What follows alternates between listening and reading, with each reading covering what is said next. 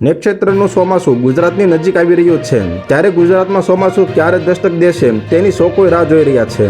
આ દરમિયાન હવામાન નિષ્ણાંત પરેશ ગોસ્વામીએ અરબી સમુદ્રમાં જોવા મળી રહેલી હલચલ અને તેની ગુજરાતના હવામાન પર અસરની વાત કરી.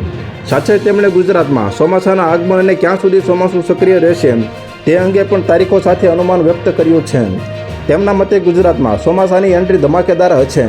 સાથે જ જૂન અને જુલાઈમાં ચોમાસાની સ્થિતિ કેવી છે તે અંગે પણ તેમણે જણાવ્યું છે. હવામાન નિષ્ણાંત પરેશ ગોસ્વામીએ જણાવ્યું કે ચોમાસું સમય કરતાં 3 દિવસ જેટલું વહેલું ચાલી રહ્યું છે. અત્યારે ચોમાસું કર્ણાટકના ઉત્તર ભાગ સુધી પહોંચી ગયું છે અને હવે માત્ર 36 થી 48 કલાકની અંદર મહારાષ્ટ્રમાં નક્ષત્રના ચોમાસાની એન્ટ્રી થઈ શકે છે. અત્યારે જે રીતે ઝડપથી ચોમાસું આગળ વધી રહ્યું છે તેની સાથે અરબ સાગરમાં લો પ્રેશર તૈયાર થઈ રહ્યું છે અને આ લો પ્રેશર માર્ક લો પ્રેશરમાં આજે મોડી રાત્રે ફેરવાય તેવી પૂરી શક્યતા છે. તો હાલ અત્યાર માટે આટલું મિત્રો. ફરી મળીએ નવી અપડેટ સાથે. તે પહેલાં વિડીયોને લાઇક કરી, શેર કરી, ઓનલી ગુજરાત ન્યૂઝ ચેનલને સબસ્ક્રાઇબ કરો અને પાછળ બેલ આઇકન પણ દબાવો, જેથી તમને નવી ખબરો મળતી રહે.